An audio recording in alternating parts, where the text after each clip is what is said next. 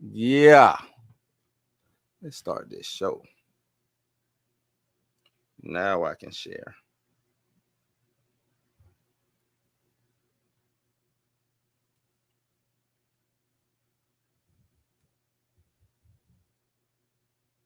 Mika say, I can. Yes, you can, Mika. Yes, you can. No, I That's not what I wanted. can't.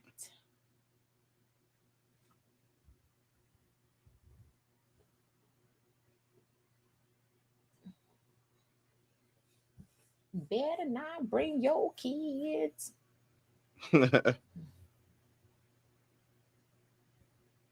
Shit.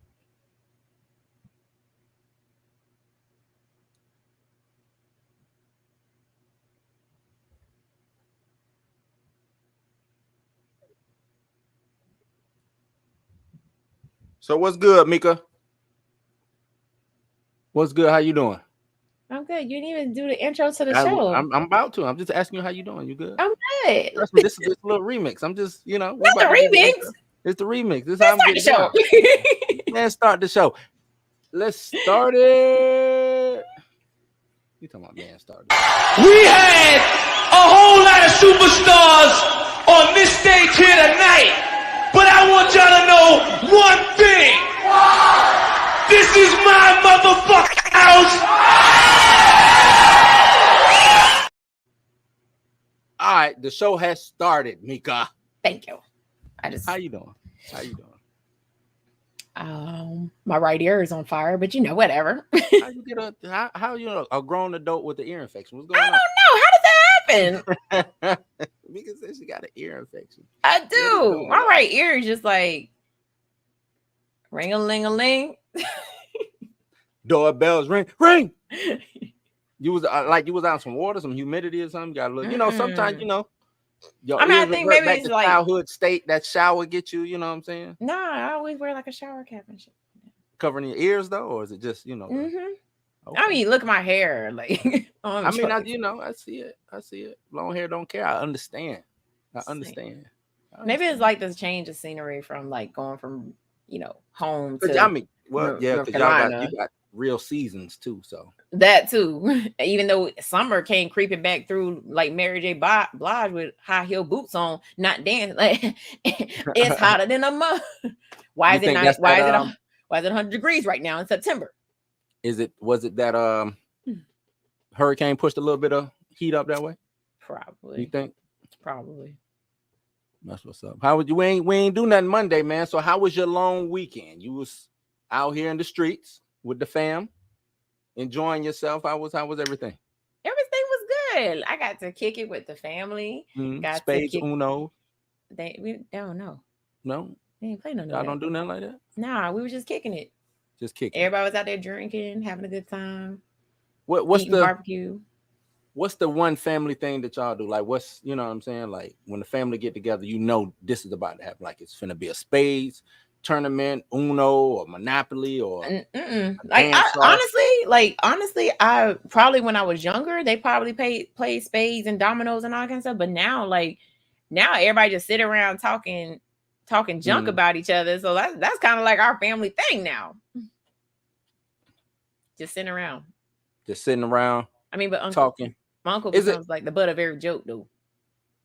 It's always that one, huh? Yeah, it's that one. Always that one. You think as you get older, you think that's just things change as you get older, sign of the times, things like that? Yeah, and then our family has never been the ones that like shoo kids away. You know what I'm saying? Like when they was having like conversation. Obviously we were kids, we wouldn't be too interested in it, but as we got older, they kind of just let us just hang out, like not, this grown folk talk, y'all need to go away. You know what I'm saying? It was just like, y'all good. Chill out with us. How was your long weekend? My long weekend was bomb. I just rested. I needed some rest. So I got me some rest, man. And you know what I'm saying? Went to go see Equalizer 3. I heard it was good. Yeah, salute to the homie Denzel. You're getting old though, bro. You're getting old. I'm saying, did he dye his hair blonde? I thought I saw the Cisco look on him. No, he actually had a baldy. He had a baldy. Okay. I thought I saw blonde hair on him at one point in a picture or something. Nah. He was rocking the Golden Lords from Yeah, I saw that. I was like, tell me what you want.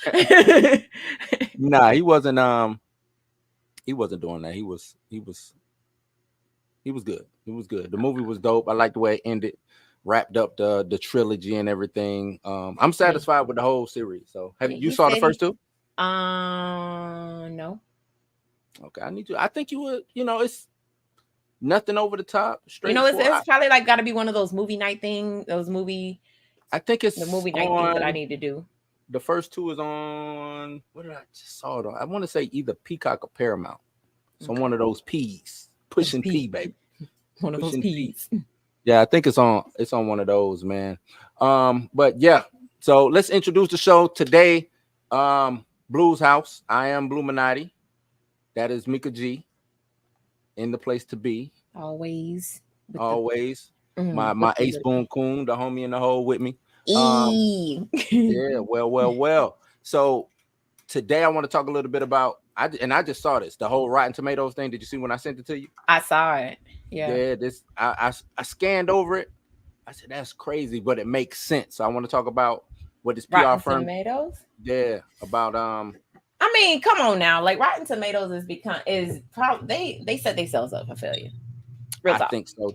I mean, they really audience score versus the critic score, like how it just be so one-sided. Some movies I can see being that, you know what I'm saying? Mm-hmm. Artsy movie, but it shouldn't be 80%. Every movie. You know what I mean? So, but I want to get into that, and then it's spooky season. It's spooky season. It's spooky season. So I want to talk about the fall slate of spooky season 2023, and that's really about it for. I'm sorry, I'm over here adjusting my fan. It's hot in there. No, you good. I got hot. my fan. As you see my fan in the back going. It's hot. Because I do all this in the garage. I need to get an air unit up in here, man. Yeah. But I do all this in the garage. Where is my? Pull this up. And why you doing that? Make sure y'all like, share, and subscribe. Yep, like, share, subscribe. See, that's why she my dog, because she understand when my mind be gone someplace. Like, share, subscribe, man. Hit that notification bell. Share. Finna get into it. Finna talk some shit about this Rotten Tomatoes situation, man. Let's jump right into it. This is coming from. Make sure I got the whole thing. Shit, that's a long ass article. Goddamn. I might have to switch articles up. That's a long one, but that was coming from Vulture. Let me switch this up, man, because that's too long. Can't be skimming through all of that.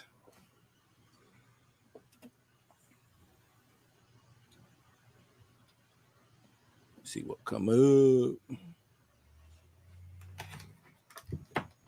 Here we go. So this will be coming from Screen Crush. Says the company allegedly paid critics for Rotten Tomato reviews. Wait, what? Yeah, they paid critics to give them. Oh no, that wasn't me being shocked for real. That was sarcasm. Okay. Oh, that was sarcasm. That was some look. Let me sign. You sure you're not an actor? You sure? We might need to get you in there, man. We might need to get you in there. But the article says if you use Rotten Tomatoes to decide whether to see a movie, and especially if you use it primarily glancing at film ratings without digging deeper into the individual reviews, the maker of the rating, there's a new article out that definitely you should read. It's called The Decomposition of Rotten Tomatoes, and it details how studios and publicists have essentially gamed Rotten Tomatoes system to ensure that their movies get the best possible scores. And one striking example described in the piece, a publicity firm tried to boost the score of an independent film without a distributor, which is 2018's Ophelia, starring Daisy Ridley, by recruiting obscure, often self-published critics who are nevertheless part of the pool trapped by Rotten Tomatoes. Several anonymous critics told journalist Lane Brown the company in question pays them $50 or more for each review. It's saying that this piece does not make clear whether the critics were told they were free to write whatever they like, but the super nice ones often agreed not to publish bad reviews on the usual websites, but instead quarantined them on smaller blogs that Rotten Tomato never sees. Whether that tactic was effective or not, Ophelia's Rotten Tomato scores did eventually flip from a rotten 46% to a barely fresh 62%. The movie was ultimately acquired for distribution and released in the United States. Now, me reading that's just letting me, that don't sound as harsh. You know what I'm saying? A little payola on the independent side. You got to do what you got to do on the independent side. I understand that. Son. No, you do. As somebody who does music, you want to try, especially if you don't get the same look that somebody with the Warner Brothers backing or Disney backing or, you know, a Paramount backing or something like that would get. So I understand saying, hey man, you go, you know, take this little 50 piece and hook a brother up. I get it. But I'm not saying it's right, because this is on a small scale. So me reading that's more on the smaller scale. Mm-hmm. But now when I hear that, I also hear Disney. I also hear Warner Brothers. I also hear Paramount. I also hear Universal. I also hear all these other companies not saying, here, take a 50 piece. I hear them saying, hey, here go a couple thousand. Here goes some thousands. Right. Here goes some thousands. Make the Barbie movie sound amazing. Right. Make it sound like this the next best thing since sliced bread. You know what I mean? But to say all that, I don't normally follow the critic score because of crap like this. Right. Because I know that the critics are often paid by studios to make their movies, you know, hey, I'm gonna slide you 2 G's. You know what I'm saying? Make a Evil Dead Rise sound like it's the greatest movie ever. Okay. Mm-hmm. Cool. I can do that. This is normally why I follow the audience score, because the audience score is always going to be true. Like real people who aren't getting paid to tell you about movies are going to be more honest with you than people who get paid to tell you about movies. Right. That's the simple point blank period. But even if you go and look at the quote unquote critics, it'd be from like my mom, I still live in my mom's basement.com. How are you a critic? It does. I wonder the same thing. I'm like, shit, I need the you know what I'm saying? Where can I get the critic badge of honor so they can take my critique from? You know what I'm saying? Like these ain't even real critics that are like, I mean, I ain't gonna say all of them not real there are real critics, you know what I'm saying? Like that right for like Rolling Stone and things like that. But if you go and actually look at the critics that's on Rotten Tomatoes, it's literally people in there that's like, yeah, I still live in my mama's basement.com. Well, how did you become a critic? Yeah, just foolish. I'm wondering how to, because I wouldn't mind shit. Can I get the credentials to be the critic? You know, be a critic, and I get my thing, and I'm with you. I look more at the audience score. And then I look at the audience score, and then I look at the critic score, and I'm like, these, you know, if they kind of close, I say, okay. But whatever. I feel confident in that. But we noticed that with a lot of movies. Like was it the Super Mario Brothers movie? Yeah. No. Was it Super Mario Brothers movie? Super Mario Brothers, the critics. Yeah. Mm-hmm. The critics bombed that movie, right? I can't remember.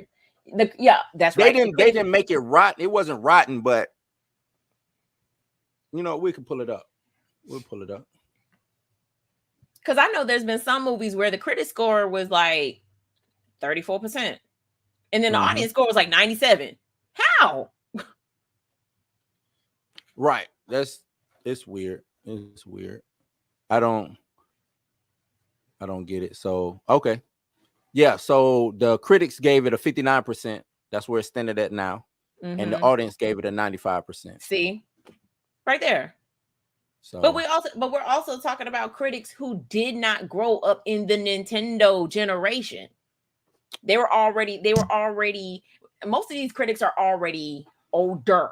Let's use that term. They're older. They didn't play Nintendo. They didn't play Super Mario Brothers. That's what I'm saying. Like, why are we still taking advice from people who is like, I wish you would go back to the olden days? Sit your old ass down. Right. If it's critics still, you got to be old if you ain't played if you wasn't. Nintendo came out, that was 81, 82, right? At least 84, 85. Mm-hmm. So if you were an adult in 85, that would put you in the 60, 70 age range. Mm-hmm. You shouldn't be critiquing Super Mario Brothers anyway. Exactly. You shouldn't be critiquing that anyway. But then again, even with you saying that, if it's a good movie, it's a good movie. But see, if you read the comments or you read their critiques on Rotten Tomatoes, it's like, this is a boring movie. This has no ties to Nintendo. And I'm like, it has all the ties to Nintendo. What are you talking about? What movie did you watch? Did you get the bootleg version? So I'm gonna read one of the critics. Is this a critic? Yeah, I'm gonna read the top critic score. He from like AmazonBabes.com. So now this is a top dude, John Wings from the Chicago Reader. He's a top critic. He got the star by his name, right? Among the many errors of Super Mario Brothers movie, screenwriter Matthew Fogel plops him and his brother Luigi in a milquetoast Brooklyn family that doubts them and disrespects their small business dreams. Let me see. Oh, this is shit. He got an actual article. Yeah, their article's linked to it. Who cares? Boring stuff. Get to the action. Don't try to make these guys more real, because that was never the point. The more human the brothers and the Princess Peach are made to be, the more dull. Let them fight. Let them fly. When the movie focuses on this, it's fun. A movie that only focuses on this, closer to YouTubeable speed drums than paint by numbers IP origin story chum would be better. So they just want. I don't know how old this dude is, John Wings. He just wanted to get straight to the action, like you playing a video game. Like, he don't want no backstory. But the game, even the regular back game, had a little bit of back game. The original old game had a little bit of backstory to it. He was trying to get the prince. He had to save the princess. That's backstory. No, I could tell that this Joker never watched the Super Mario Brothers cartoon show. Right. Because that gave us the backstory that Mario and Luigi were actual plumbers living in Brooklyn, New York. I damn sure didn't know that shit until the cartoon. Right. What I knew from Super Mario was Donkey Kong. That too. Right. And then Mario Brothers came out. That's the same dude. And like you said, that other than that, or Super Mario Brothers 2 actually tried to give a little story also. But I hated that game. Yeah, it wasn't that great. Now Super Mario Brothers 3? Now 3? Yeah. Good move. I mean, good game. Right. Now we rocking. But yeah, you could tell like he never you could tell he just expanded on just the video game itself. And there was more to the Mario Brothers than just the video game. If you ever watched the cartoon, you knew Mario and Luigi's backstory. Right. You knew that they didn't live in the Mushroom Kingdom the whole time. They transported back and forth. Fresh says, I don't pay attention to the critics. I watch for myself, which is the best thing to do. Always get your own opinion of something. Don't let the critics sway you or pull you in. Use it as a tool and a guide. That's it. If you're gonna go see the movie, don't let the critics. If critics say, "Man, this shit is trash," don't be like, "Oh, well, the critic says trash. I ain't going to see it." If you want to go see that shit, go see it. You know what I'm saying? Because you will lose out on a good movie all because a critic got paid $50. Shout out to you. I still live in my mom's basement.com. Yeah, shout out to you. Hey, get your money, man. Like I said, I understand shelling out the money to get my movie in the limelight or to get a little bit of traction going. I understand it. Don't mean that it's right. I think I look at, because I don't just go to Rotten Tomatoes though. I look at I look at Google. I look at what's my other IMDb. I look at so movie.com, I think is one. There's another and Yahoo. one. Yeah. I like Yahoo. Oh, is it Cinema something? Cinema. But I try to look at all of them. I read through, you know what I'm saying, and just judge for myself. If I really want to see it, I'll go see it. And I think that's how it should be. But I do think this is. Go ahead. You could be like me. Go read the plot on Wikipedia and then make a decision. Yeah, if you want to. Some people, it hurts them to go and do that, but some people don't mind it. I feel like it's like reading a book. A novelization, if you will. Yes. But let me see. Is there any more to this? It says the piece does not make clear that these critics. I already read that part. No, here. That might be the most eyebrow-raising example in Vulture's article, but the whole thing is full of other ways, some sketchier than others, that film companies seek to goose their Rotten Tomato ratings however they can. The main way they do it by controlling which critics see which movies and when, in order to ensure movie score is as high as possible for as long as possible, especially around the time when a blockbuster's pre-sale is about to launch. One thing that I don't like is Jacksonville used to have a lot of screenings, early screenings. Don't get them as much.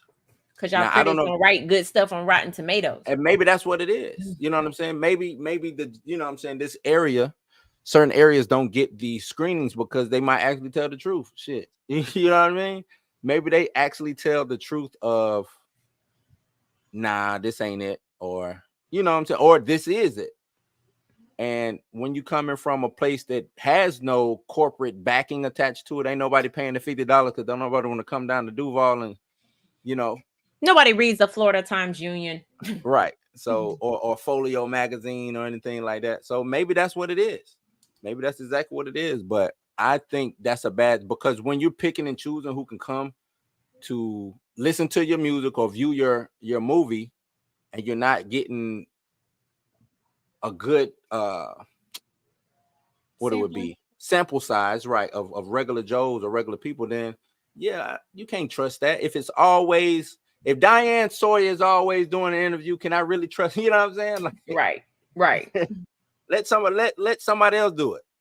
Let somebody else get that interview. I'm not saying that Diane Sawyer do a bad job or whoever it is that y'all picking and choosing to do the interview, but give me Diane Sawyer, give me Whoopi, give me Mika G, give me Blue, and give me somebody, a Joy Reid. I don't know, just Roland Martin. Just give me you know what I'm saying, a whole cornucopia. I like that word, a whole cornucopia of reviewers and critics and stuff like that, and I think it'll work better. Yeah, that's what I think. Anything you want to add to the Rotten Tomatoes? Get it together, Rotten Tomatoes. Get it together. Well, actually, they're not to blame. They're not to blame. Get it together, movie production companies. To me, they are to blame, because who's doing who's allowing it? You know damn well, if a critic score is 90s and the audience score is in the 13s, 20s, you know damn well something going on. Facts.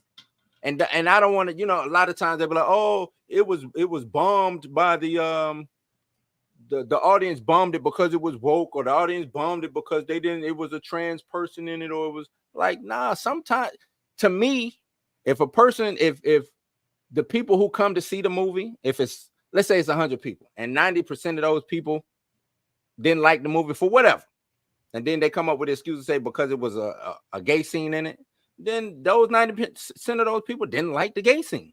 Right. You know what I'm saying? Like, that doesn't make their opinion any less valid than anybody else's. Exactly.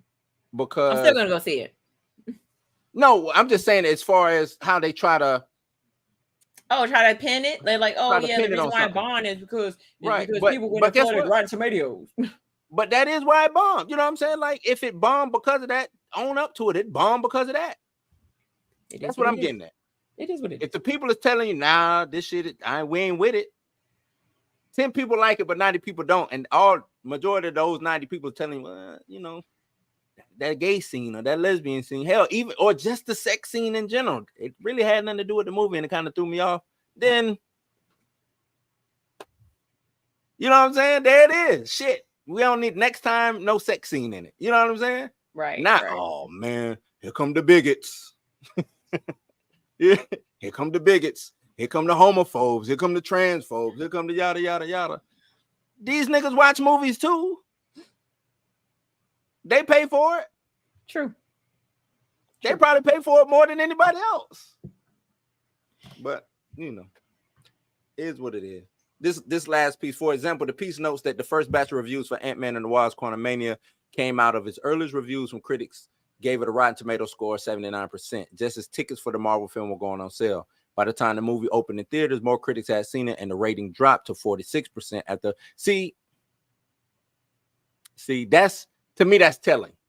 That means that you wouldn't have got the people who would give it a favorable review right before the movie come out. Mm-hmm. Then when the real critics get to go see it after they done paid their $20, they gonna tell you the real, because they didn't get to see it for free. Fact. And that's probably the problem. Like, they're probably like, oh, you didn't invite me to the screening? I'm about to bomb this movie. I'm about to bomb your movie. You're gonna get the real deal. You're gonna get the real deal. I'm really gonna be a critic now. Since you don't want to let me go for free. You won't let me go for the low. Like, damn, I ain't getting no invite, no email saying show up here, yada yada yada. Now I gotta pay my $20. Okay. I gotta pay $20. Okay. Yep. Straight down. And now I really don't like it. Oh no, it's 10%. All the way. One. You know what I'm saying? Yeah, one. Don't like it. One. Don't like it. But yeah, you got anything else you want to add? No. Rotten Tomatoes. Splat on Rotten Tomatoes. Splat. Yeah, splat. Critics do better, and companies, PR firms, whoever's out here doing payola, do better, man. Or email me. Give me a little something on the side. You know what? Give Mika a little. Mika would like some new art supplies for her, skates and things of that nature. Holla at us, man. Holla, holla, holla. I cannot. Holla, holla, holla, holla, holla, holla, holla. I can't. Man, let's jump into spooky season, fall 2023. This is Mika's bag right here. I saw it. I said, okay, we finna get into some shit. All for the love of me, because Mika is my dog. Where am I at? Did I close these windows? No. It's officially spooky season, y'all. Yep. Officially spooky season. Halloween First thing I want to talk begun. about. Has it begun already? Uh-huh. Shit. They started early this year. Yeah, they did. I want to talk about, do you want to jump into the list, or do you want to talk about The Exorcist? Let's talk about The Exorcist. Talk to me. Exorcist. Let's get to that. Although I will take Exorcist. what's it called? Disclaimer. I've only seen the first one once. And that's all you need. All you need is once. That's all you need. Because anything more than that, you've got issues. That's all you need. That's all you need. I ain't gonna say it ain't scare me. It's not one of the scariest movies I've ever seen, but I ain't watching it again. It can leave a mark. Could leave a mark, especially if you were of a, back then. Watching it now, nah.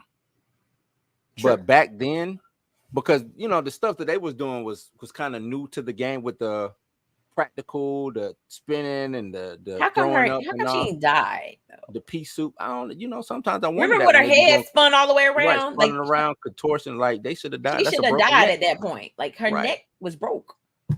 Yep.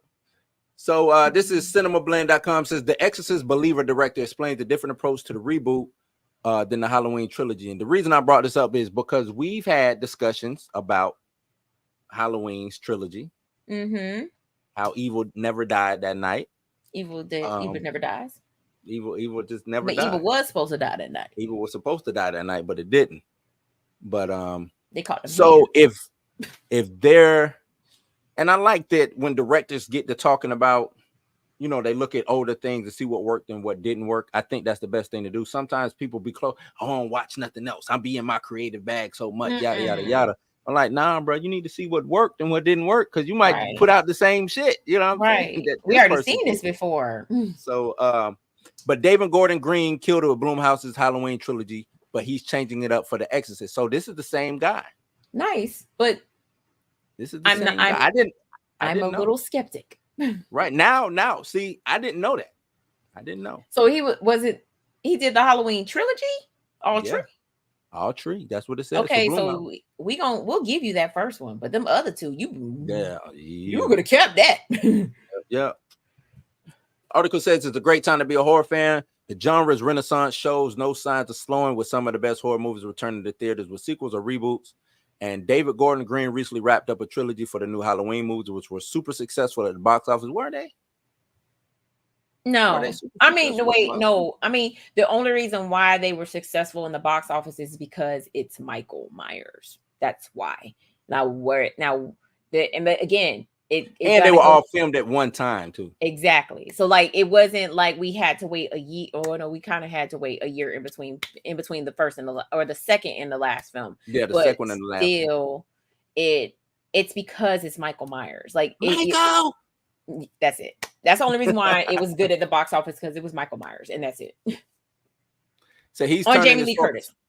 And Jamie, right? Yeah, she won a Academy, not for that though, but I was gonna say, why would you even put that in? My bad.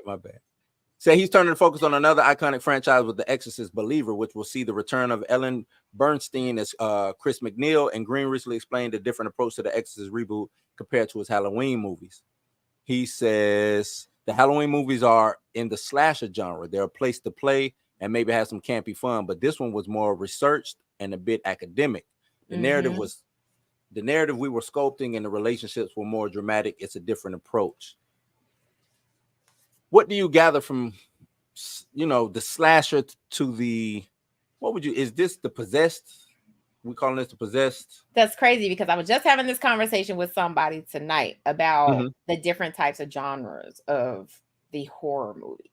The Exorcist is a possession / demonic movie, because it's about a demonic entity possessing the body of, and it just so happens to always be a young child, except for in the third one when it actually possessed the priest. But that was whack too. Very. But it's when it comes to like Halloween, like the question came up, was this a slasher movie, or what was Michael Myers? Was he paranormal? Was he a slasher, or was he a serial killer? And so my whole thing is that at one point in time he was paranormal. In movie 4 and 5, they made him paranormal. True. But he actually was just a man. You know what I'm saying? Like, he was just a man who survived. And the reboot, the trilogy or whatever, is what made that realistic. Like, I think we discussed that on the show, like whether Michael Myers was paranormal or if he was a real man. Those last 3 movies proved everything. He is a real man, but he just, when he like a super villain. Yeah, Captain like it was America weird. On, you know what I'm saying? Like the evil Captain America or something. I mean, I don't know if like his adrenaline kicked in at the end and he killed everybody in the town. And I was like, how, my guy? How? Yeah. No, it's like a demonic possession movie. Like that's what I mean, for me, that's what The Exorcist is. Yeah, I would say Exorcist is more, but I want to see what with some of these possession movies, nobody really dies. You know what I'm saying? Like, or it's like accidental deaths, or you know what I'm saying? Like normally, what was the Emily Rose? Oh, the possession of what was the possession of Emily Rose? Exorcist of Emily Rose. Like, who died in that? Nobody. That's the whole point. Like an exorcism is just to get the demonic presence out of its host. That's the point of these movies, is that there's a demonic entity that has entered the soul of the body, and they get an exorcist to try to exorcise the demon. Exorcise the demon. Now, and if we're talking like Paranormal Activity, where there is an actual entity that is living in the house causing chaos, that's a little different. But indeed, so people die in paranormal movies because there's an entity in the house or wherever. What would what's my movie? Where she was in the TV, Caroline. What was that? Poltergeist. Poltergeist. What? I mean, that's a possession, but a poltergeist is a ghost that can interact and cause harm. So still a paranormal movie. So just paranormal? Would it be paranormal? Because the ghosts only wanted Caroline. They wanted to bring her to the other side. So more of a paranormal movie. Messing with the family. Obviously, nobody dies in the Poltergeist movies. In the Poltergeist movies, although the Poltergeist movies were cursed, but that's a whole nother show. But a paranormal movie. You have a family that moves to a house that's built on top of an Indian burial ground. What was the movie? Amityville. All of the Amityvilles, right? So it's a paranormal movie. But people died in those. But The only people that died. Remember, he killed his kids. He didn't kill his kids. Everybody, the Lutz family ended up getting away from the house. Who killed? You're talking about the remake? No, the one with What did I say? The Lutz family? Yeah, the Lutz family is the one that moved in, right? It was right? The Lutz, yeah. Okay, but it's a whole bunch of them. So that's what I'm saying. Like the house itself is haunted because of this killing spree that is the Fane went on and killed everybody in the house, killed his mom, dad, his siblings, and then he ended up getting arrested and going to jail, which was based actually it's true. They said it was based on a true story. But so the house is haunted. So like another paranormal movie. Mm-hmm.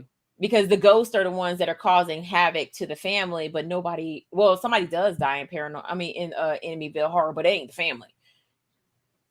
Okay. This says slashers operate on their own set of rules, as the Scream franchise is often reminding us. They also leave the opportunity for comedic beats and leaning into camp elements, but exorcism movies have to be deadly serious. Yes. So that's agreeing with what you are saying. So you can have a little bit of levity in slasher films, you know what I'm saying? Have it used to be the black guy was always the levity or the jock. Not no more. You know what I'm saying? With the levity. They don't even do those tropes too much no more. And I was just getting ready to say that. You don't in most of these slasher movies now, you don't have the same tropes anymore. You don't. I don't like doing another Friday the 13th movie. Are you going to have the teenage angst, sex, and you know what I'm saying? Yo, so which is the backbone of a Friday the 13th movie? But no, like if you watch the remake, the trope is there. Except the black guy doesn't die in the beginning of the movie. Right, he dies halfway through. He dies halfway through. But you're right. Yeah, but the Asian guy gets it first. Yeah. But it still had the teenage angst, the sex, the booze, the rich kid, the pretty girl, the misunderstood. I'm looking for my sister guy, and the pretty girl who doesn't think she's pretty, the pretty outcast. That's what I like because the pretty outcast. But the pretty outcast ultimately was supposed to be the final girl, but ended up not being the final girl. Yep. So I wonder. In a reboot of like I said, Friday the 13th or Nightmare on Elm Street, because you didn't get that in this Halloween. You didn't get that. No, because the focus was on Laurie Strode only. And the town too.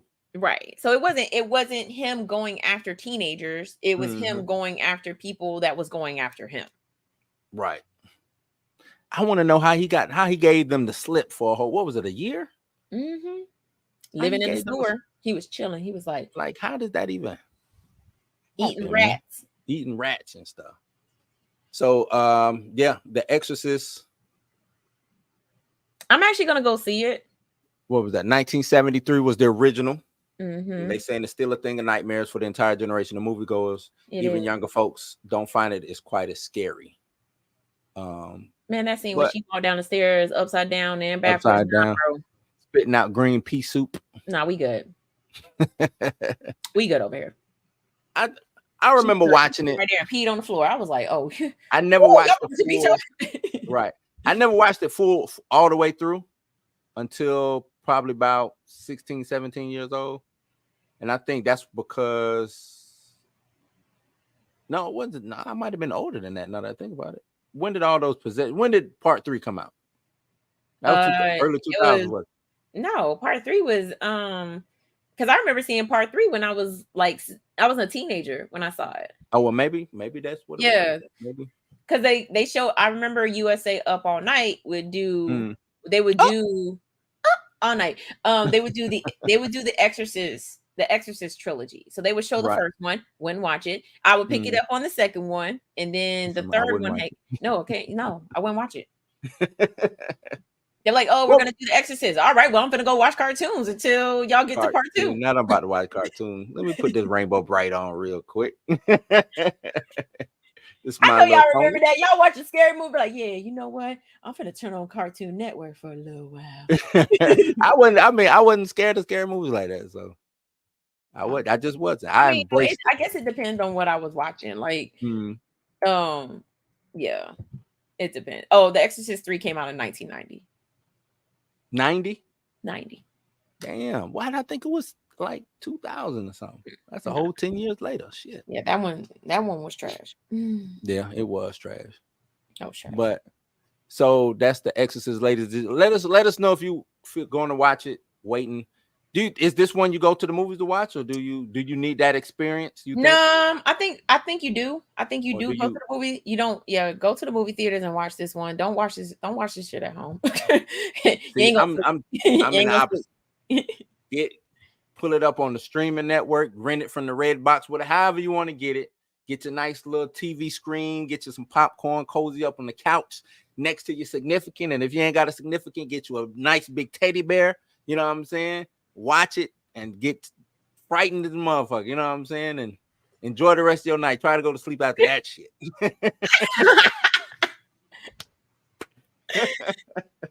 I thought that's how it's gonna be after Evil Dead Rise. I was like, because I watched the first Evil Dead and I was like, oh, turn them lights on.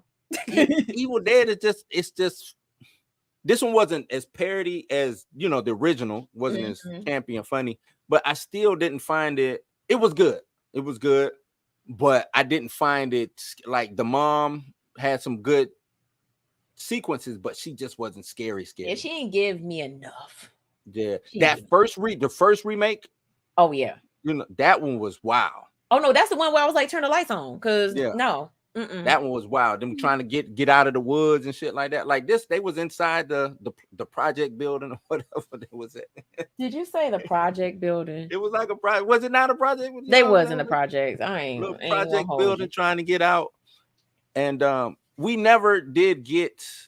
One thing about that one is it was in a more urban setting, and normally it's always in the woods, in a cabin, something like that. I think the only Army of Darkness was damn near the same way. So yeah, this was a little bit of a twist or change up, but it's still, I'm like, man, in the morning. Okay, my question when it comes to that, when everybody's dead, what happens? Cops show up. Because it just affects those who were part of the book, right? Who had any contact with the book. So my understanding is that it was anybody that she killed. So that'd have been everybody in the hallway. Well, that's what I'm saying. So you're talking about the mom, right? Yeah. Once she became possessed, though. Yeah. So if let's say this was a school, let's say it was a janitor at a school, and it was 5 janitors in that school. She killed all 5 of the janitors. By morning time, the kids start coming in. Is she gonna start killing all the kids? That's what I'm wondering. Yeah, I think that's what they had they had nothing to do with the book. They just showing up to the building. Well, just saying, like, if spoiler alert if you haven't seen this movie, but remember at the end, she dies, right? And then or whatever, but the entity doesn't die, right? It's still free, because nobody has. But yeah, no, I get what you're saying. Like, if she's still in the building, when somebody else comes in later on, yes, they're gonna die because they're gonna come in the building. Right. I just want to see if it's like an actual, because sometimes they make it seem like these entities can't leave the vicinity of wherever they're at, and they can only. So if, let's say, like you said, she died, but the entity didn't die, and she was in that parking garage. Can she now leave the parking garage and hitch a ride?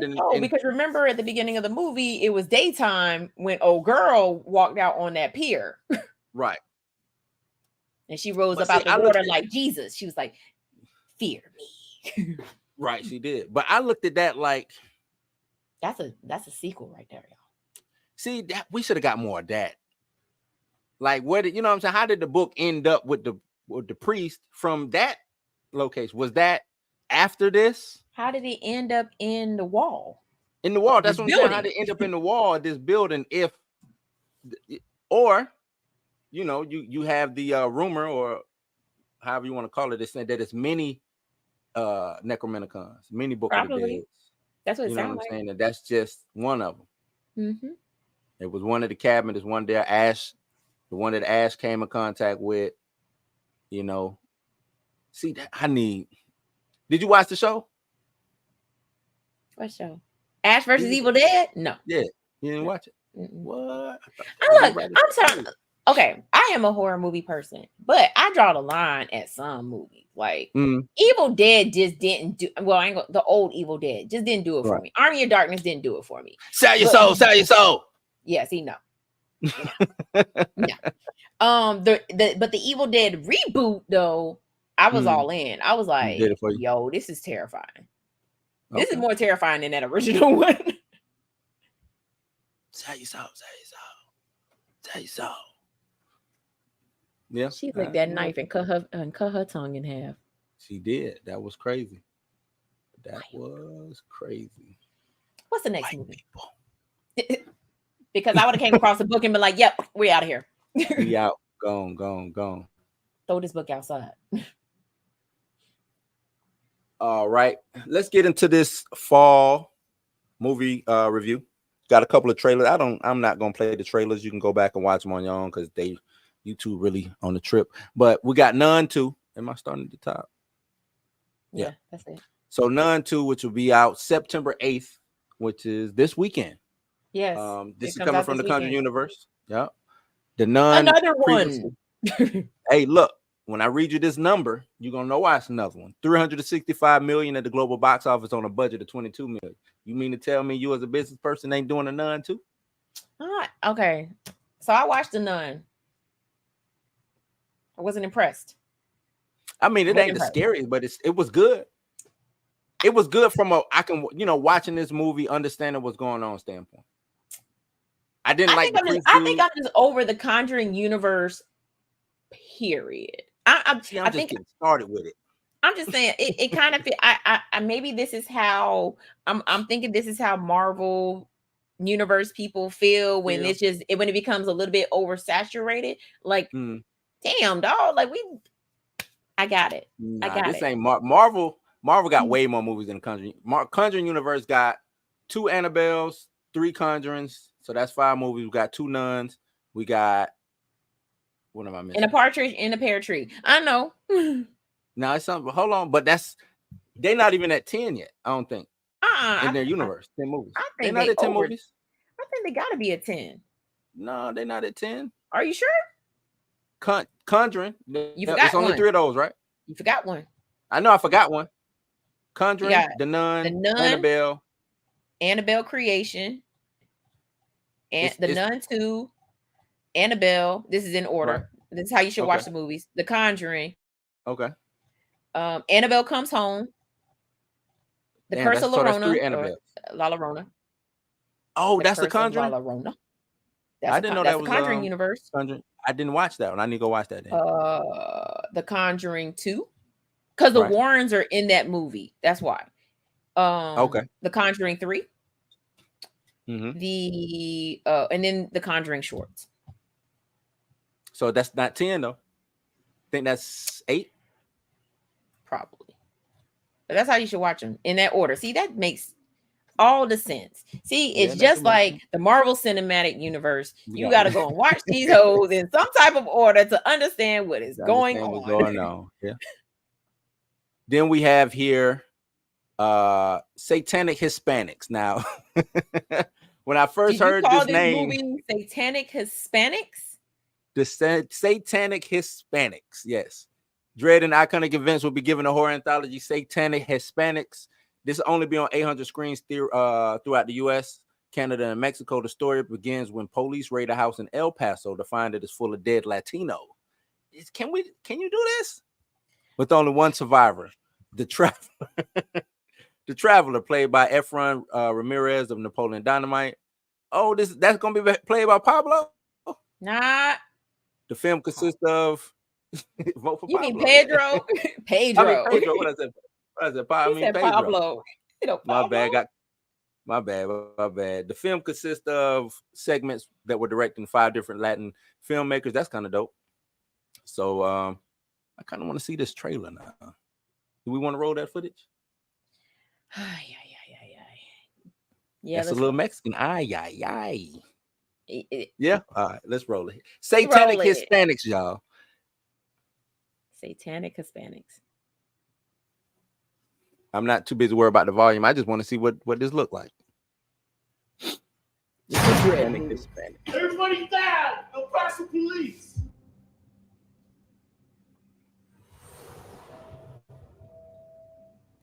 Oh, shit.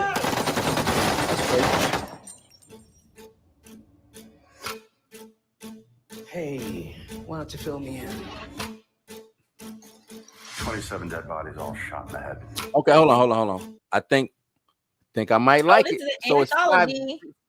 Yeah, I was just about to say, oh shit, I might be able.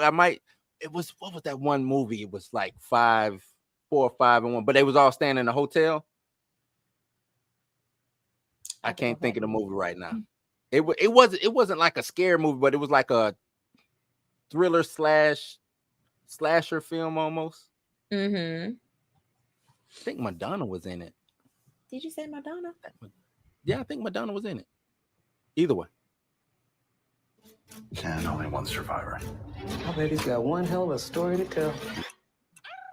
Pedro looked different, man. There are portals back and forth from one realm to the other. The problem is sometimes the portals don't close once they're open. If I don't leave here within the next 90 minutes, we are all going to be dead. Okay. Okay. Siento el palpitar de tu sangre en mis ojos.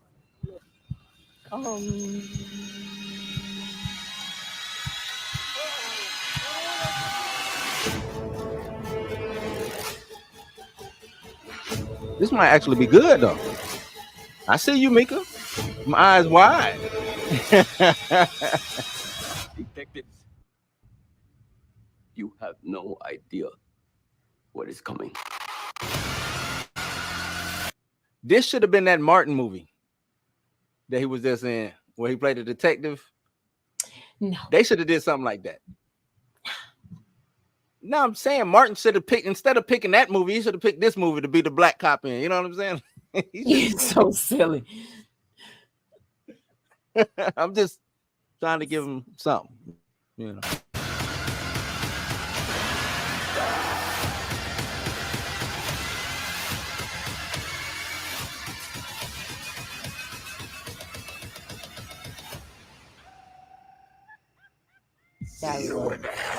Oh, shit. Okay.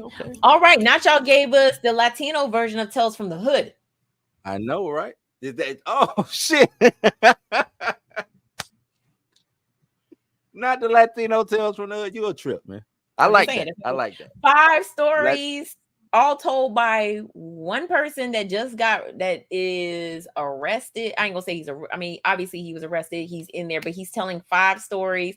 They're directed by 5 different directors. This is Tales from the Hood.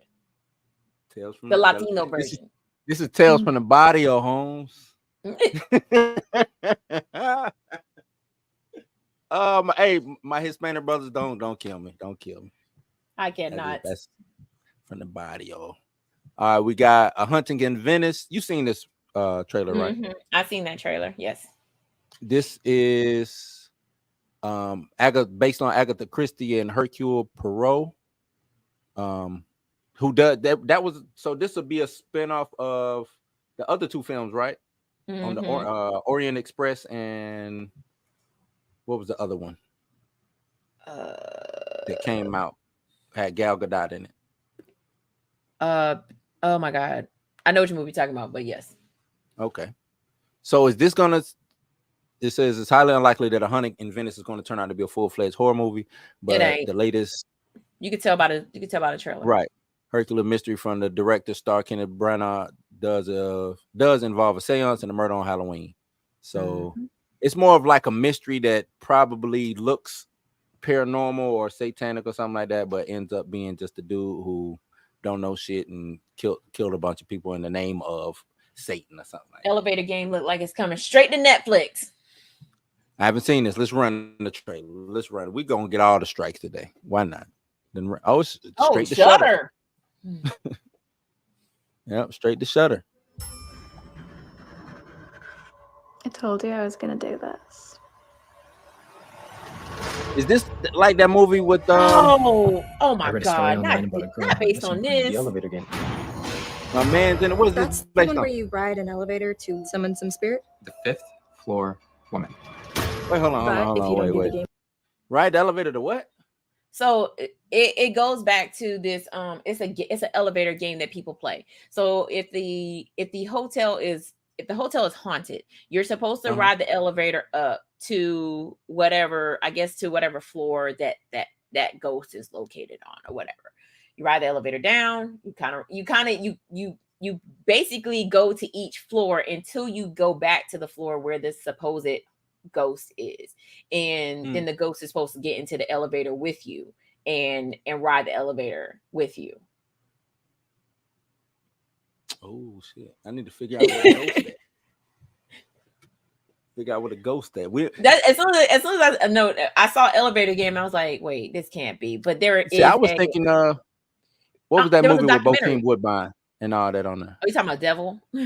Yeah, Devil. I was thinking about that. You're not talking about where the lady went missing in that hotel?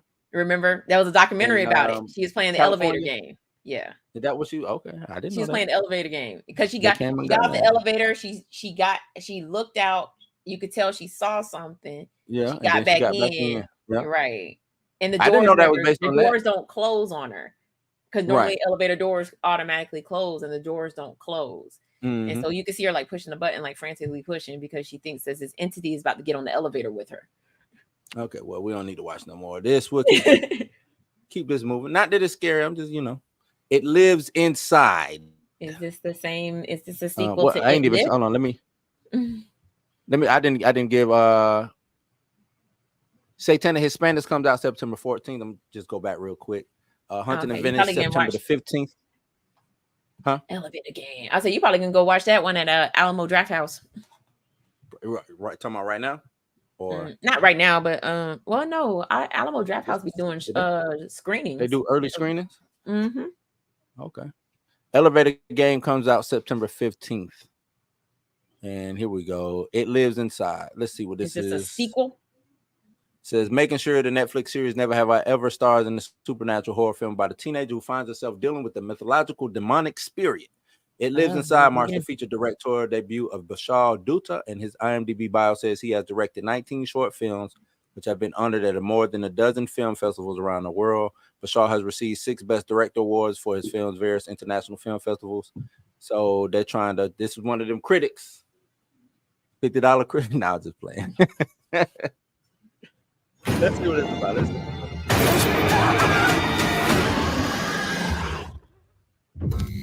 Watch this trailer now.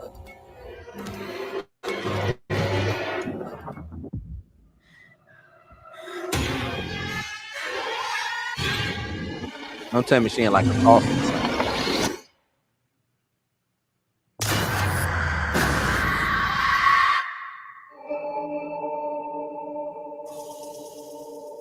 When Tamir and I were kids, my mom used to tell us stories. Uh-oh. The ayah said never to sleep with a bad feeling in our hearts because there's a dark thing that feeds on those feelings. What is the deal with Tamira? Is she doing all right? Okay, Commander Burnham. My stomach drops every time she like appears at a thin air like that. Move up and move. There's something in here. You can't see it. Man, let that shit go then. Oh, that's in the river or something. But it lives inside. Don't you hear it?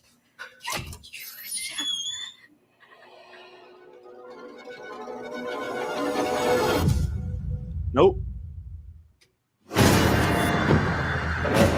would have just left. Needs to tenderize the soul by attacking your sanity, isolating you from those who love you. And if anyone tries to help you, it will hurt them. Why are you whispering? It's listening.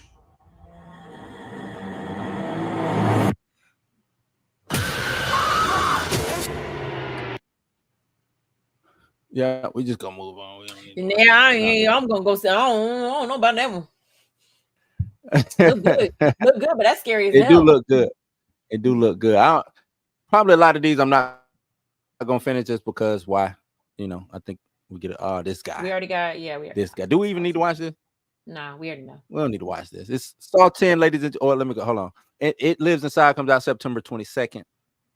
All right. Saw 10 or Saw X, however you want to call it, comes out September 29th.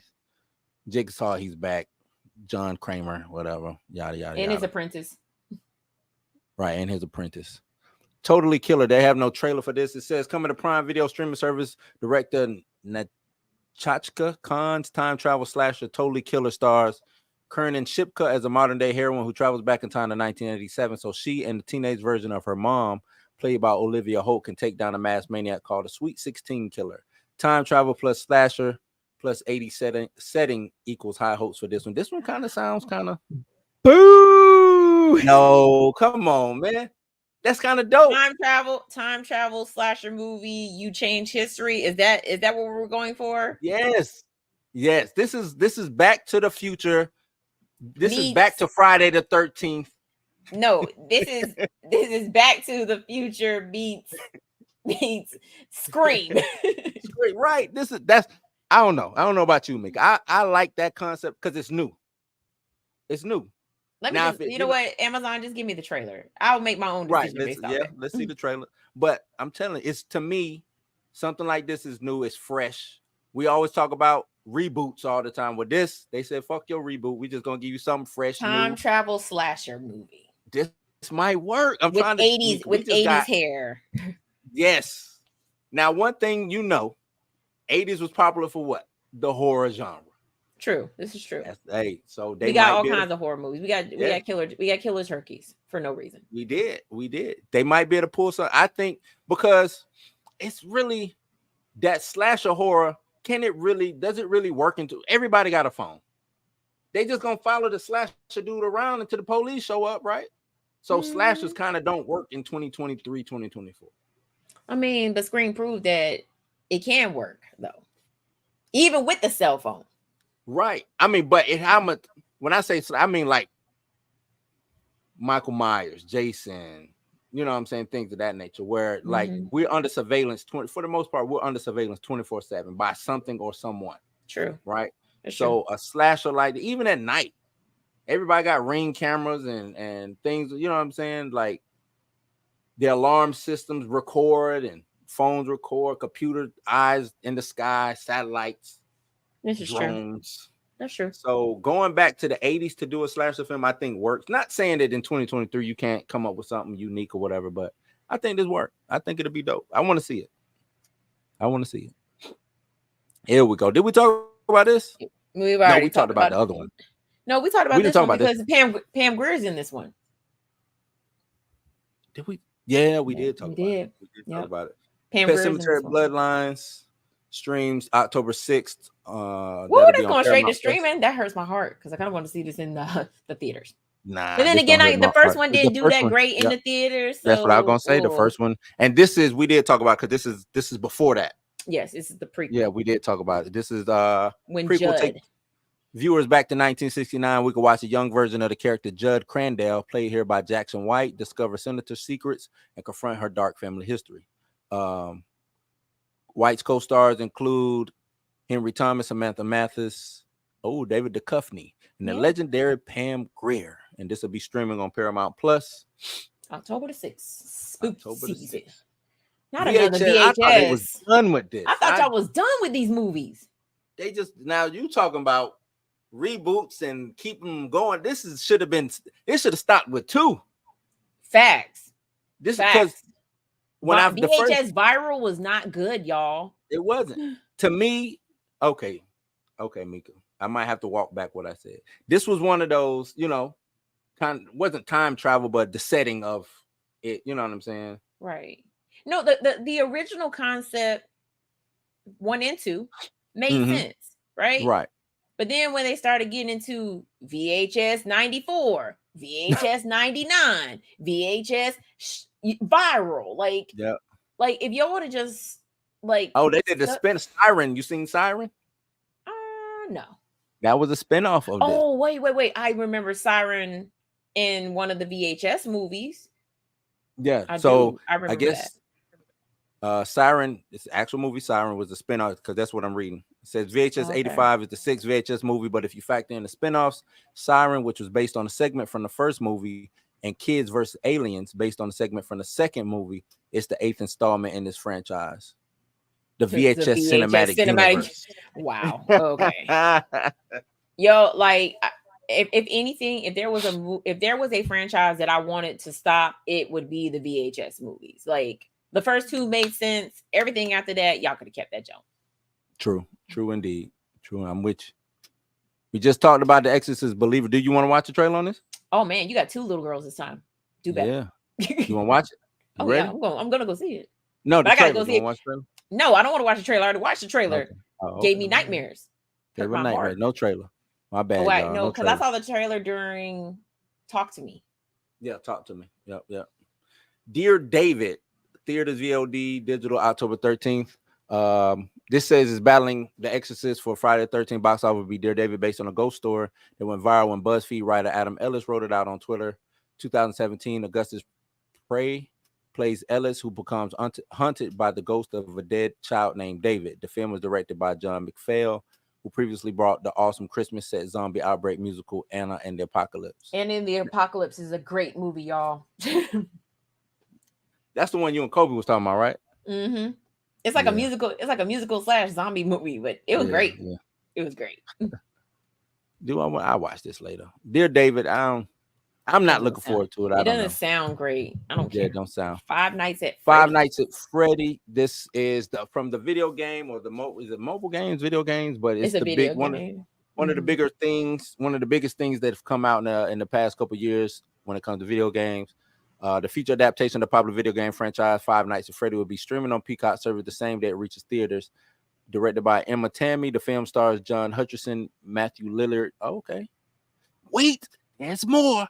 In the story of a troubled security guard who finds himself battling mechanical animatronic creatures in Freddy Fazbear's Pizza, a darker version of Chuck E. Cheese. And we haven't seen Matthew Lillard in a minute. I thought they were gonna bring him back for Scream. No, you but can't. He died. You'd have to be there had to been a flashback. Yeah, he died. Who didn't die? You talking about killer wise? Yeah. All of them did. I thought somebody died Double tap. Off screen or something. Double tap. All of them. Double tap. Somebody died off screen. Either way. Then we have Suitable Flesh. It's probably a zombie movie. Yeah, it looked like a zombie movie. This looked like theaters and everywhere you rent movies. October 22nd. Brian Yuzza, Barbara Crampton, Dennis Paoli worked on the late Stuart Gordon on some of the most popular H.P. Lovecraft adaptations ever. Now they teamed up with director Joe Lynch on a new Lovecraft movie that is described as an erotic body swapping horror. Suitable Flesh stars Heather Graham as a psychiatrist whose obsession with helping a patient leads her into a dark occult danger. Maybe not. I don't know about that. Yeah. That it? No, Thanksgiving. It's Thanks. Did I say Eli Roth? Is it? Yep. No. Is he doing this though? It says 16 years after Eli Roth contributed to the faux slasher trailer Thanksgiving. Move this out of the way. To the Robert Rodriguez Quentin Tarantino double.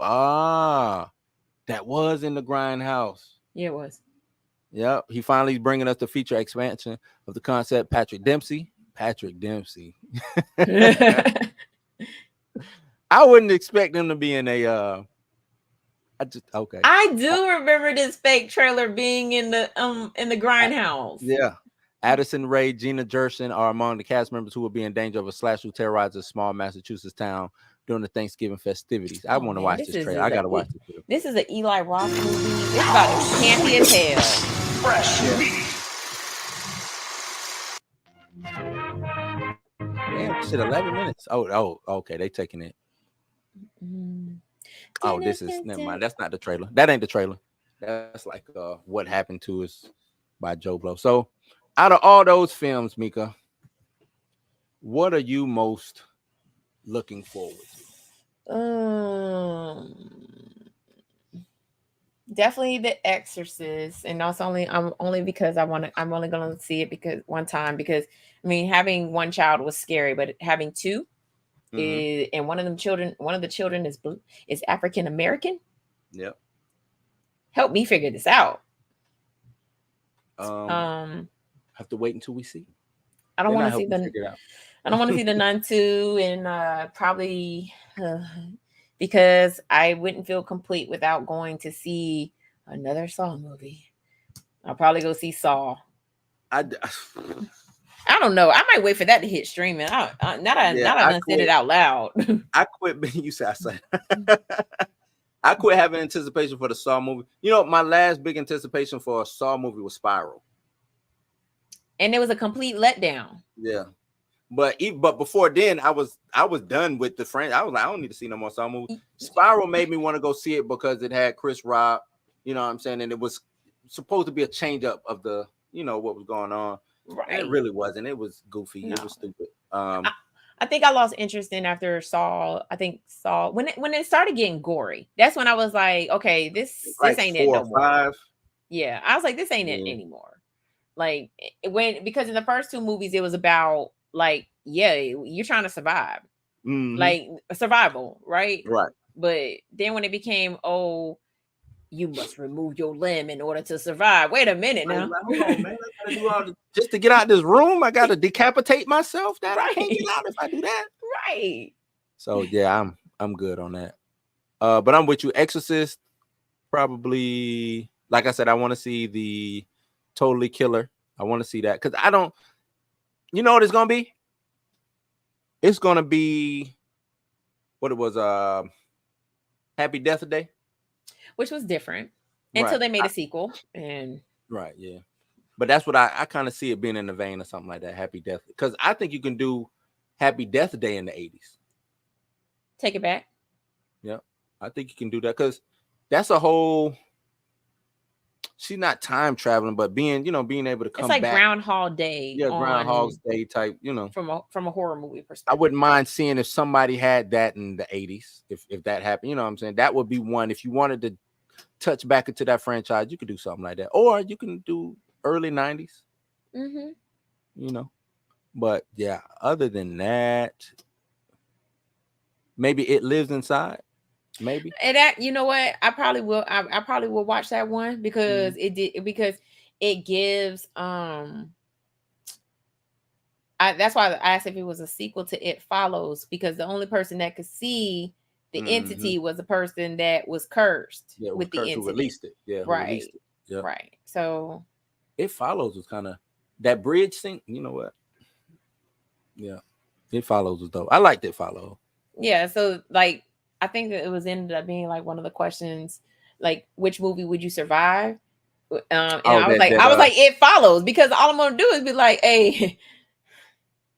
I forgot what I put, but it was something. I was like, shit, all you gotta do is not even do whatever, you know what I'm saying? They got there was two different polls for that one. There were two different polls. So the one was which movie would you survive? And then the other one was which killer would you survive? And I was like, well, the one, you just keep his name out your mouth, you good. Yep. I think I did put that. Yep. You keep your name out his name out your mouth. You ain't gotta worry about seeing him at all. Exactly. But I forgot I think it was like Scream, Friday the 13th, Halloween, and then It Follows was on there too. It was like a list. And I was like, I would survive It Follows because all I have to do is smash somebody else, and now the entity's on them. On them, yeah. And you're not getting away from Jason. Like, if he got his eyes on you, that's it. Oh no, he teleports. I don't care what nobody says. You could run you could run the Timbuktu, and he'll be sitting there waiting for you when you get there. On the lion waiting. He'll be like this. Damn, you just not made it, bro. Like, where have you been? That's one dude I wouldn't rock with. I wouldn't even mess with. They were like, oh, you won't run into Freddy if you don't fall asleep. So you just gonna go crazy? Because that's what's gonna that's what's gonna happen. End up falling asleep sooner or later, no matter what. So right, that the micro naps will kill you every time. That long you end up doing, because those Michael Myers, if you know what I'm saying, I think Chucky, I'd be like, Chucky, I'm just sorry. I never understood the Chucky movie. Like, how come Andy's mom didn't boot that mofo out the window? Because I would have. Right. She had like he was super. She had like he had the strength of Wakanda. He was a doll. A doll. I would have liked, if you couldn't kill, even if so, let's say you couldn't kill the doll, I would have locked that motherfucker in a safe and just kept him there. It just kept him in the safe. That's what Andy did. Remember, Andy only kept his head. Keep that motherfucker in the safe. That's it. I'd have boot that sucker out the window. I wish you would. But yeah, that would be it for me. That's all I can see me watching. This list might not be the full list. Is there anything that you remember that didn't make the list that you might be anticipating? I think we had talked about something else being on the list, and I can't remember now, but it's something else. It's gonna go straight to streaming though. I can't remember what it was.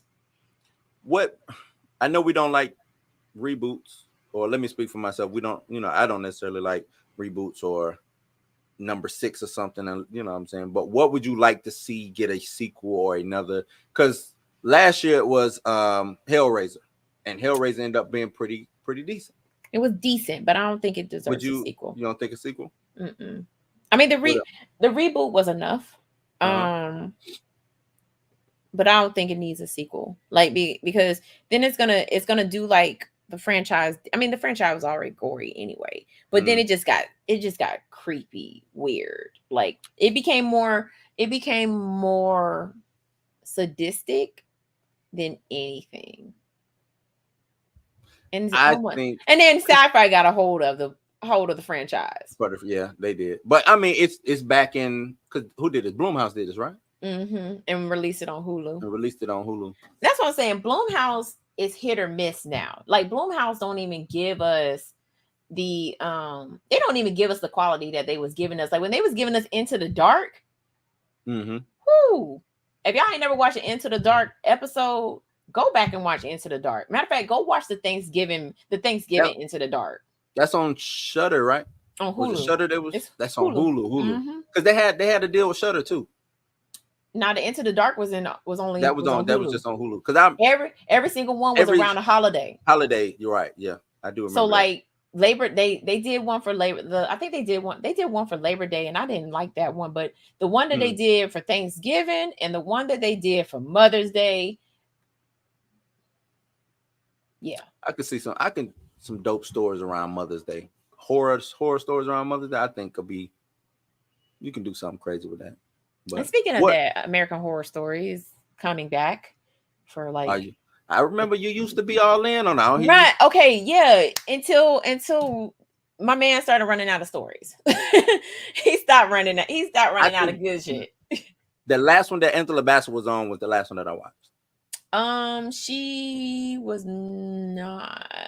So the last one I watched was the Apocalypse one, or with the Antichrist. That's the last one I watched.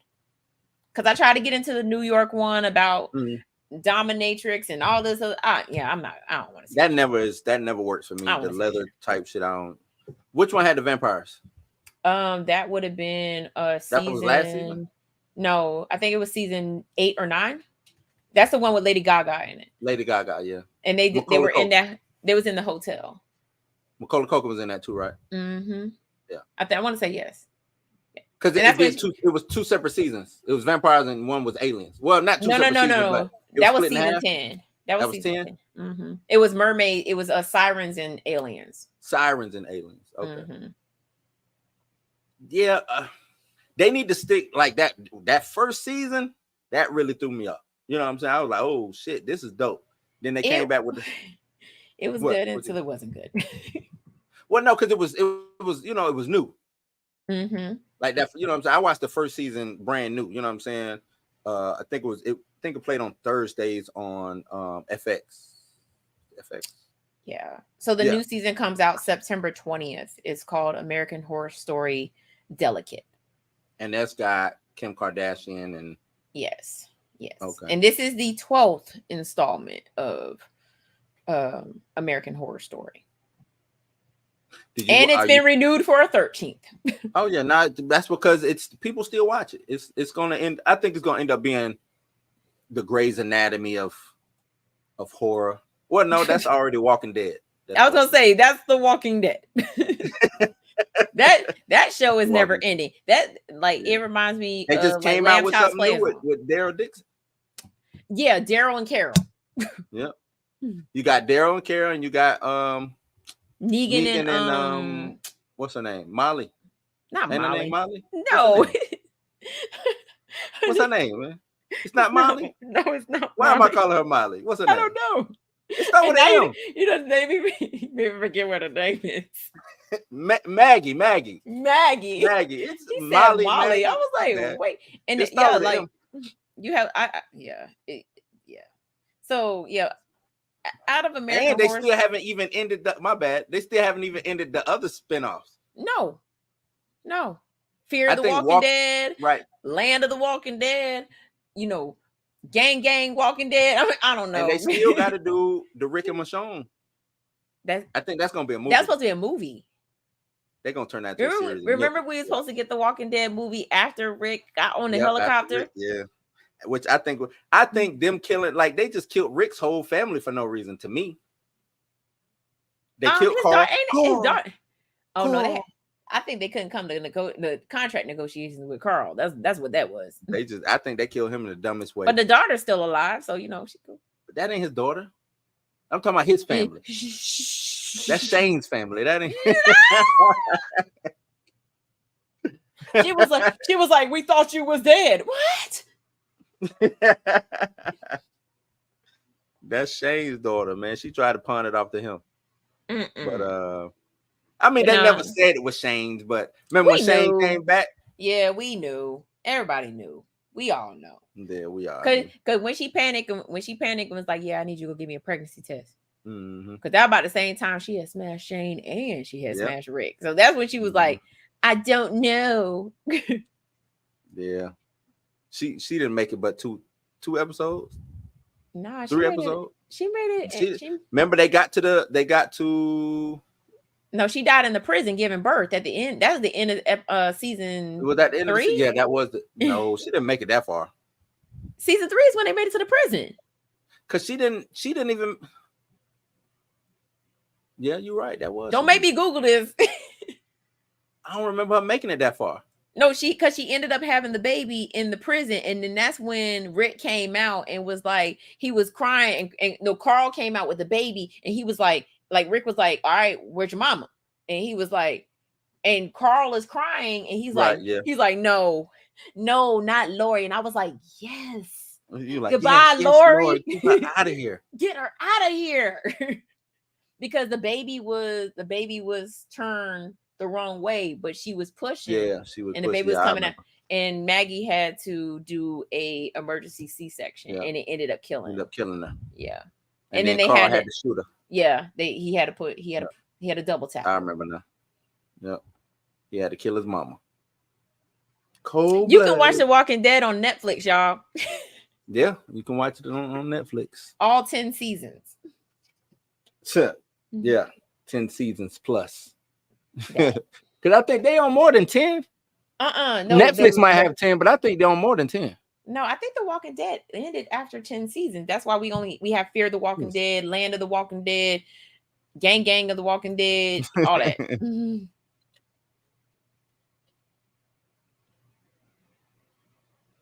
It was supposed to end after 10, or not unless they did a season 11. I stopped watching that. The 11th and final season premiere August 22nd, 2021. Concluded November 2nd, 2020. Yeah, so there's no more Walking Dead. Yeah. Yep. Good. Yeah. Man, I was there. I was down for like ever. And that Negan story just killed me. Man, you know what I'm saying? Like, we staying here for how long? Like, God, can we move on away from Negan? I think that's when I lost interest in The Walking Dead, when we stayed too long on Negan, because the governor got one season.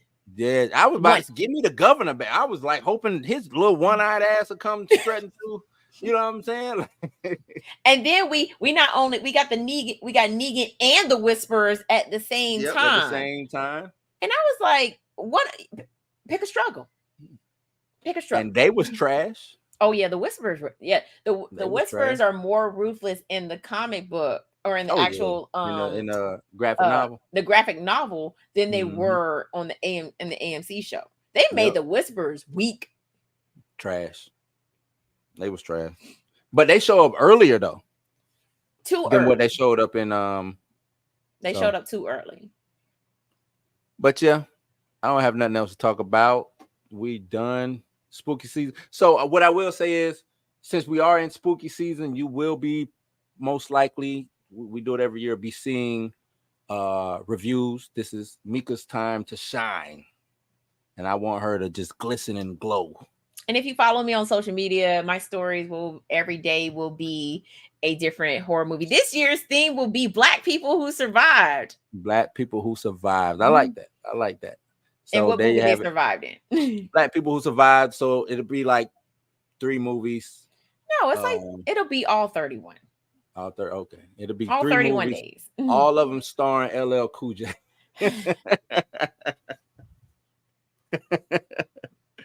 Oh man! Although he did. He number one. He survived. He gotta be number one. He survived quite a few. He gotta be number one. Busta Rhymes is also on that list too. He just disappeared though. Like, nah, he came back and kicked Michael's ass. I thought that was in the middle of the movie. Nah, I can't remember. That was at the end. He H2O, right? karate. H2O was LL Cool J. Oh shit! He's talking about Resurrection. Resurrection. I'm getting them mixed up. My bad. Yeah, I know because it was back to back hip hop stars, and he gave him that Bruce Leroy. He was like bow bow bow bow. Busta Rhymes, fucking Busta Rhymes. You know what? Salute to hip hop, man. These motherfuckers.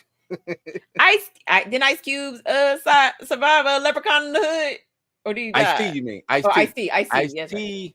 No, Ice Cube also survived Anaconda. Yep. Yeah, no, you're right. If you're a rapper, you're gonna survive. 1, 2, 3. That's about 5 of them. Yeah, rappers seen this. Cool. Did Coolio survive? He was in the Leprechaun movie, right? I had to look that up.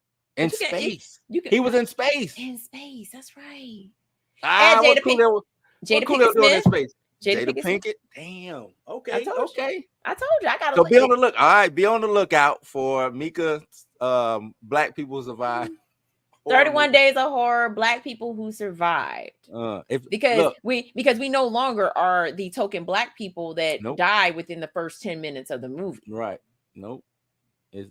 And I think because was Queen Latifah ever in a horror movie? No. I know who survived. Rod Digger. Rod Digger survived. Yep. Dang, all the rappers survived. If you're a rapper, you're gonna survive. Oh man. I was about to say Snoop, but he was the bad guy in the movie. Yeah, he was the bad guy in Bones. But I can Jimmy Bones, is that you? I can give it to the people. I can give it to the people that survived in Bones too. Yeah. Pam Grier. No, Pam Grier ended up dying in Bones. She was the reason why he became Jimmy Bones. Beyonce's sister-in-law or ex-sister-in-law survived. She survived. Who? What's her name? She was in Buffy and all of them. She was like the token Black girl back in the late 90s. What's her name? She was in Brown Sugar. She played the crackhead / I think I know who you talk about, but yeah. Oh, Queen Sugar. I'm sorry, Queen Sugar, the show. Yeah, be on the lookout for Bianca Lawson. Yeah, yep. She survived Bones. Yeah, she survived Bones. Yep. Yeah. She ain't a rapper, but by proxy, she's a R&B star. So yeah, be on the lookout for that. I do this every year. If you've never seen my 31 Days of Horror, it is saved on my page under my archives, and I always put music to it to kind of give you the feels about. Yes, so I've done 3 years now, right? Yeah, I think we're 3 years. 3 years now running. Mm-hmm. Yeah, something like that. Salute to Mika, man. I gotta give you a shot because you do this for real. Like when it comes to this horror stuff, I bow to her. I bow. She got it. I do not like the term Scream Queen because you're not the scream. You like the I'm gonna come up with I'm the Randy, except I ain't gonna die.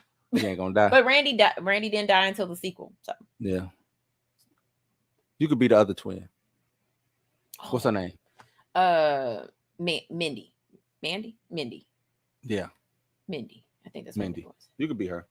I'll let you slide with that. But I got to come up with like a dope little nickname for you, not the Scream Queen. You'll be like, I'll come up with something. Next show, I got you. Okay. I might have you on Monday. I can't be called the Scream Queen. That just doesn't fit me. That's not you.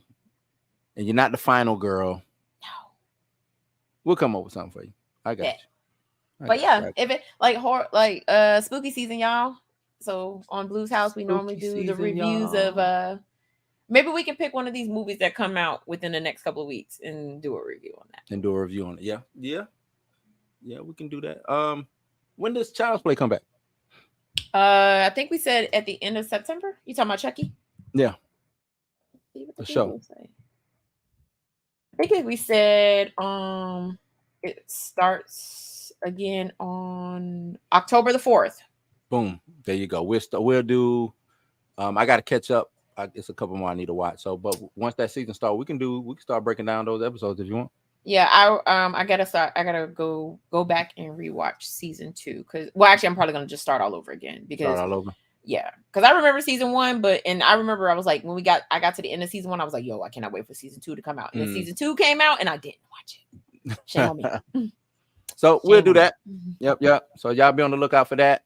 I don't have anything else. Don't forget to like, share, subscribe, hit that notification bell. You ain't got to go home, but you got to get the hell up out of here. And we are out. Yep. Peace. We out of here.